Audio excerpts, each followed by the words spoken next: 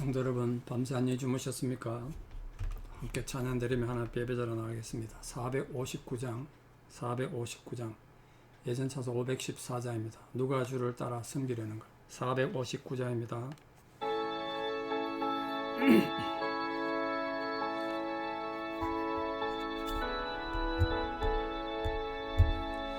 누가 주를 따라 섬기려는가?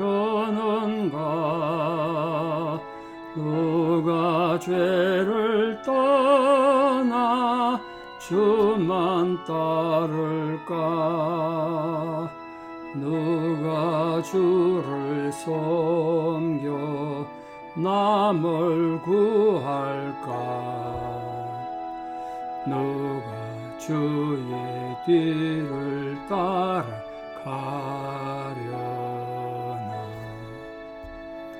부르심을 받아 주의 은혜로 주를 따라가네.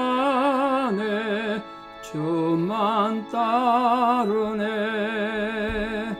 세상 영광 위에 따름 아니요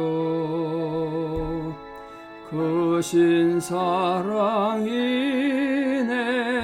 주만 따르고 주가 내려주신 은혜 힘입어 주의 뒤를 따라 힘써 일하네. 부르심을 받아 주의 은혜로 주를 따라가네. 주만 따르네. 환난 핍박 많고 원수 강하나 주의 용사도 힘이 강하니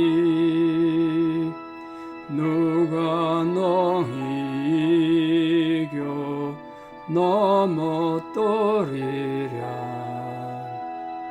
변함없는 진리 승리하리라.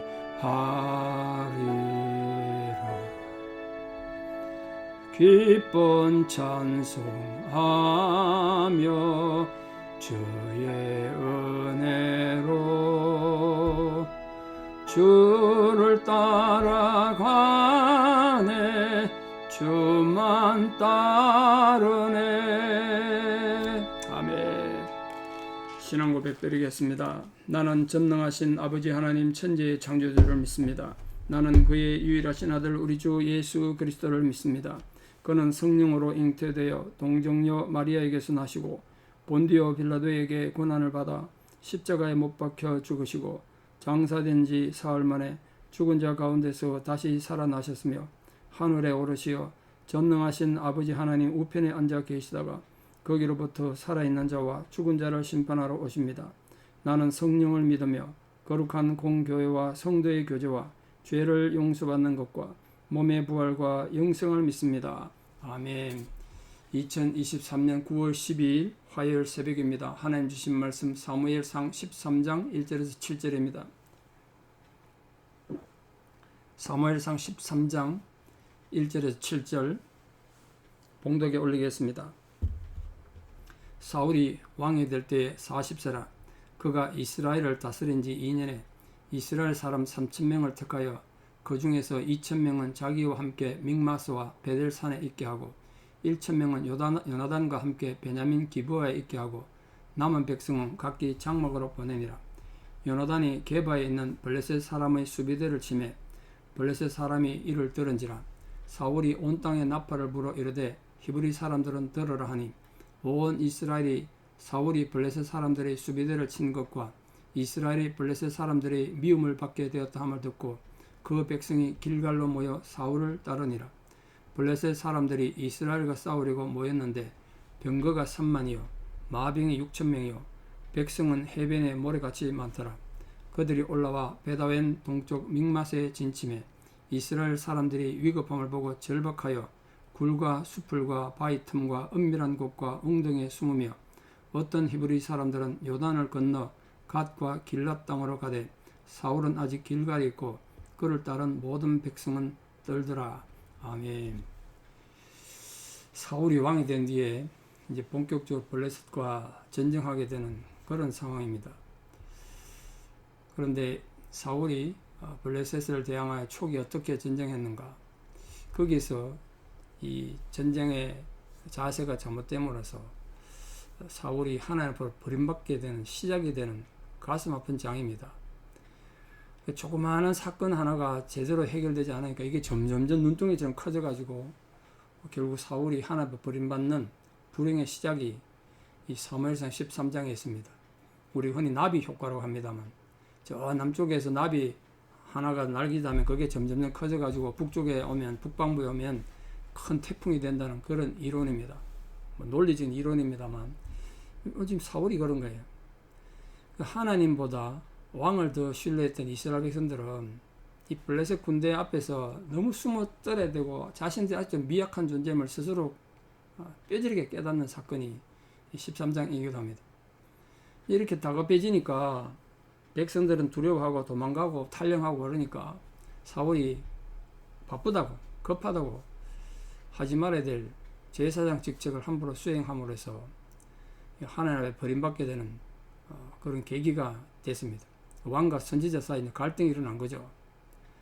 내일 또 본문을 보겠습니다만 이 왕과 선지자인 사무엘의 갈등이 무슨 자신들의 이권의 문제라기보다는 하나님만을 제대로 올바로 섬기고 있는가, 하나님 앞에 바로 충성하고 헌신하고 있는가, 결국 그 문제예요. 자, 오늘 우리가 하나 해결해야 될 문제가 있는데 1절 말씀이 굉장히 좀 고민이 되는데요.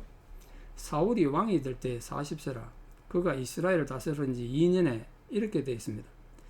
근데 NIV 성경 가지신 분은 거기 어떻게 되어 있냐면 사울이 왕이 될 때 30세라 그가 이스라엘을 다스린 지 42년에 이렇게 되어 있습니다. 근데 또 우리가 가진 히브리어 성경 원문에는 40이라는 숫자가 없어요. 사울이 왕이 될 때 40세라 이 말이 없고 단지 한 살 난 아이, 사울이 한 살 난 아이와 같다 이렇게 되어 있다고요. 그러니까 여러 번역본에 의해 가지고 이 13장 1절의 번역이 많이 다릅니다. 그걸 좀 의역하면 이렇습니다. 사울이 왕이 될 때 한 살 난 아이 같았더라. 번역이 그래야 된다고요. 그거 뜻이 뭐겠습니까? 한 살 난 아이 같았다. 그 말은 사울이 왕이 됐는데 아직 미숙했다는 뜻 아니겠습니까? 한 살 난 아이 같았다니까. 그래서 킹 제임스 버전이나 또 현대어 영어 성경 리빙 바이블 이런 데는 사울이 한 해 동안 다스렸다 이렇게 번역합니다. 한 살 난 아이 같았다. 이 번역이 힘드니까. 또 다른 성경 아예 이 부분을 해석하지 않기도 하고 그렇습니다. 어쨌든 이 해석을 취하든지 간에 사울은 사도행전 13장에 보면 사울이 40년간 왕위에 있었다라고 기록이 되어 있습니다. 그에 의해서 하여간 40년간 왕위에 있었다. 그거는 알 수가 있습니다. 많은 사람들이 이런 성경의 오류를 통해서 이 성경의 무호성이 잘못된 거 아니냐, 성경도 틀린 거 아니냐 이렇게 공격하기도 합니다만 그걸 오히려 믿음으로 또 해결하면 사실 이게 또 중요한 건 아니니까요. 거기에 너무 의미 두지 말고 이런 사건들을 믿음으로 추구해가면 또 이 난제도 해결될 수 있지 않을까 그렇게 생각합니다. 13장 1절이 해석상에 좀 어려움이 있어서 참고로 말씀드렸으니까 참고만 하십시오. 자, 사울이 군대를 다 둘 필요는 없으니까 전쟁할 때가 아니니까 사람들이 농사도 지어야 되고 양도 쳐야 되니까 집으로 다 돌려보내고 항상 군대를 유지하는 거 그 군대 상비군이라고 하는데 그 상비군을 3,000명만 뒀어요. 전쟁할 때 33만 명 막 가고 그랬잖아. 근데 3,000명만 뒀다. 많은 숫자가 아니죠.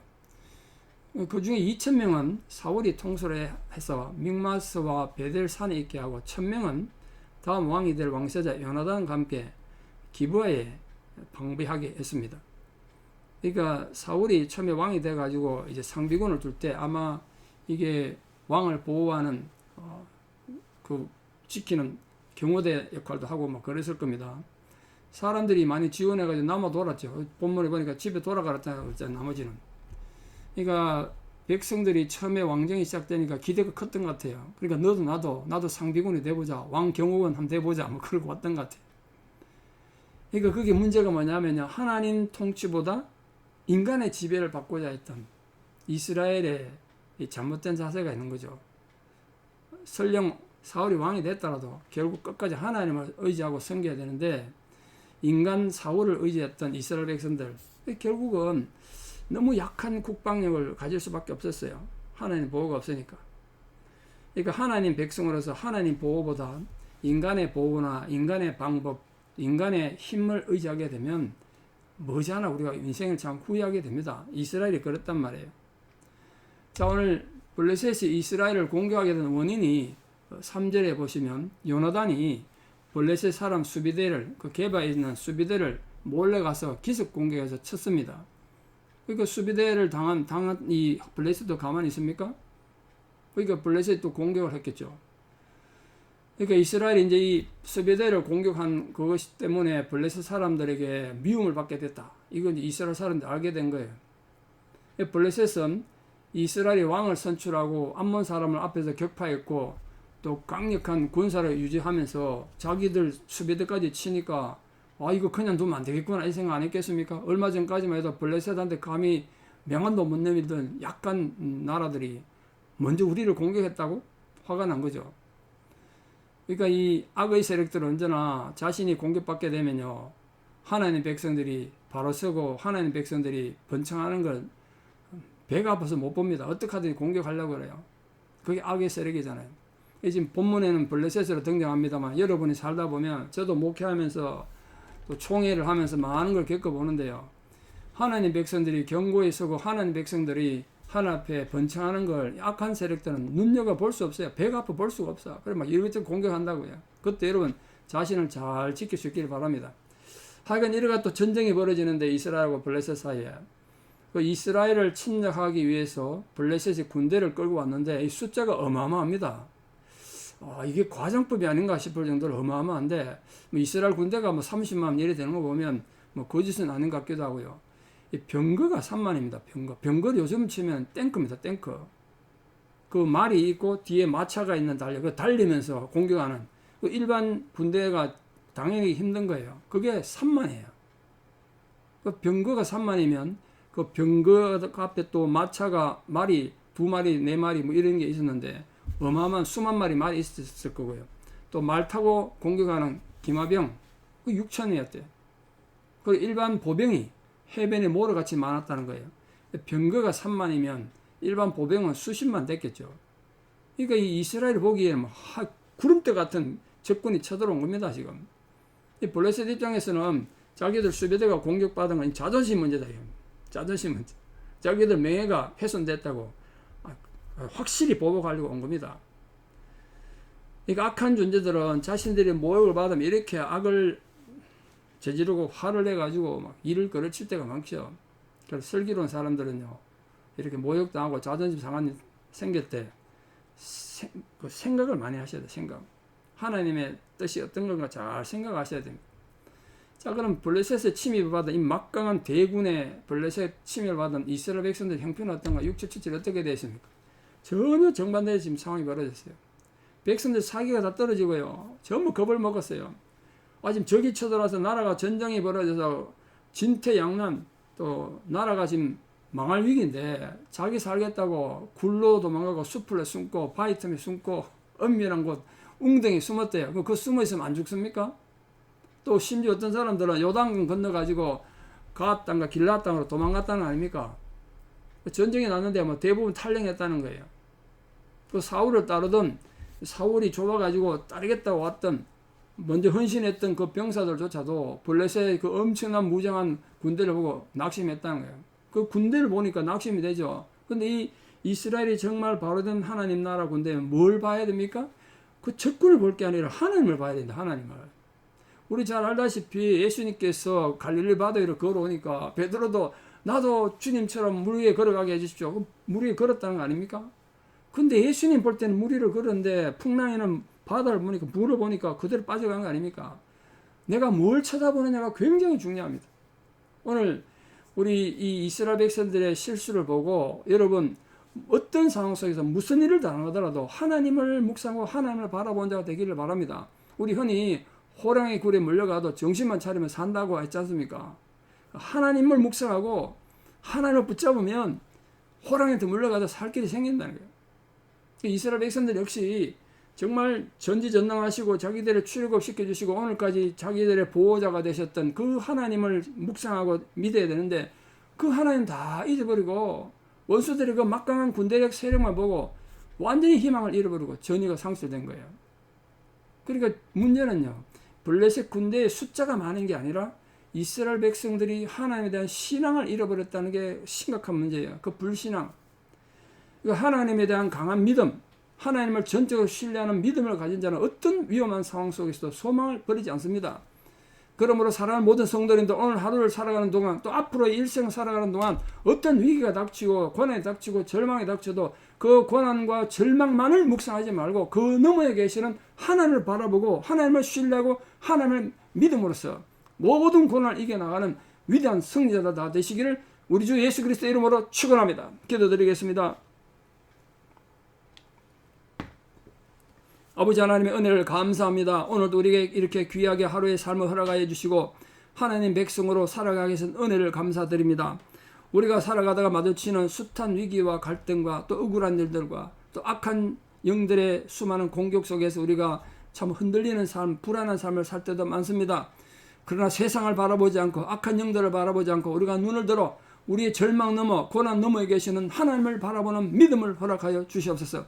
우리 모든 성도님들이 지금 넘어져 있고 쓰러져 있는 그 고난의 구덩이에서 일어서서 하나님을 바라보고 하나님을 묵상함으로써 또 용기를 가지고 하나님 앞에 우뚝 세워서 당당히 걸어나가는 믿음의 용사들 다 되게 주께서 우리 성도님 한 분 한 분을 격려해 주시고 지지해 주시고 위로하여 주시옵소서. 이제는 우리 주 예수 그리스도의 은혜와 하나님 아버지의 만극하신 사랑과 성령님의 위로 교통 역사하심이 오늘도 어떤 절망이라도 어떤 고난이라도 어떤 힘든 상황 속에서도 그 너머에 계시는 하나님만을 묵상함으로 위대한 승리를 이루기를 결단하는 사랑하는 성도님들의 아름다운 신앙 고백 위에 또 우리 사랑하는 모든 자녀들 삶 위에 이제부터 영원토록 함께 하시옵기를 간절히 축원합니다. 아멘.